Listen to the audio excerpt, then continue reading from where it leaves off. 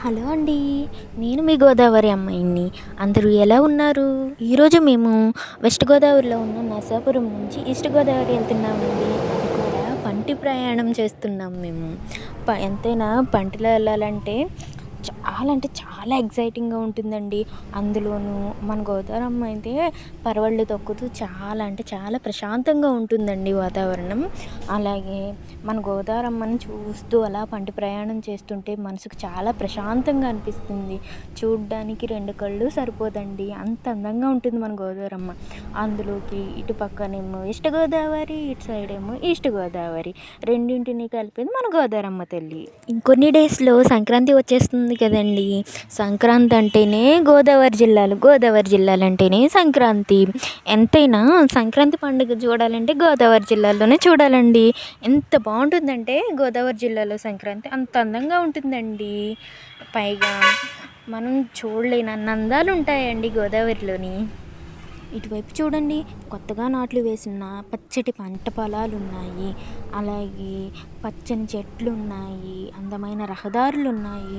రోడ్డుకి అటువైపు, ఇటువైపు ఇరువైపులా కూడా మంచి కొబ్బరి చెట్లయితే ఉన్నాయండి. మార్నింగే లేచి ఇలా రోడ్డు మీదకి వస్తే చాలా అంటే చాలా బావుంటుంది. దట్టు వింటర్ టైంలో అయితే చాలా అంటే చాలా బావుంటుందండి. పైగా మనకిప్పుడు సంక్రాంతి దగ్గరలో ఉంది కదా! మార్నింగే మీకు ఫ్రెష్ ఎయిర్ కావాలంటే చాలా అంటే చాలా బావుంటుందండి. ఫ్రెష్ ఎయిర్ అనేది మనకు పల్లెటూరులో చాలా ఈజీగా దొరుకుతుందనే చెప్పొచ్చు. ఎంత బావుంటుందంటే ఒక సైడేమో ప్రకృతి ఉంటుంది. మరొక సైడేమో మార్నింగే పీస్‌ఫుల్‌గా అంటే మంచి ప్లెజెంట్ నేచర్ అయితే దొరుకుతుందండి మనకి. మెయిన్ ప్లెజెంట్ నేచర్ దొరికేదే పల్లెటూరుల్లో. అందుకే గోదావరి అంటేనే పల్లెటూరు అంటేనే గోదావరి.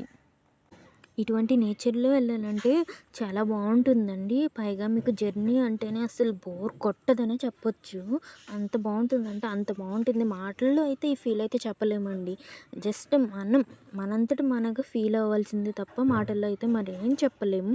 అక్కడైతే ఊడ్పులకు వచ్చిన పనివాళ్ళైతే ఉన్నారండి. చూస్తున్నారు కదా! ఇలాగా ప్రకృతి ఒళ్ళో ఆడుతూ పాడుతూ పనిచేసే అవకాశం అతి కొంతమందికే ఉంటుందండి. నిజంగా అలా చేసేవాళ్ళకి అదృష్టం అనే చెప్పాలి.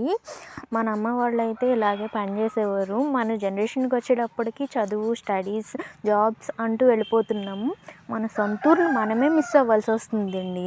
బట్ మన అమ్మ వాళ్ళైతే ఇక్కడే పుట్టి, ఇక్కడే పెరిగి లైఫ్ అంతా ఇక్కడే చూసారంటే నిజంగా చెప్పాలంటే వాళ్ళు చాలా అంటే చాలా అదృష్టవంతులనే చెప్పాలి.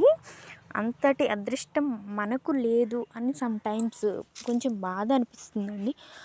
బట్ ఎడ్యుకేషన్‌తో పాటు మనం కూడా కొంచెం డెవలప్ అవ్వాలి కదండీ! ఇటువంటి మంచి వీడియోతో మీ ముందుకి మళ్ళీ వస్తాను. ఇంకా మంచి మంచి కబుర్లు చెప్పుకుందాము. వీడియో కనుక మీకు నచ్చినట్లయితే లైక్ చేయండి, సబ్స్క్రైబ్ చేయండి, షేర్ చేయండి. Thanks for watching.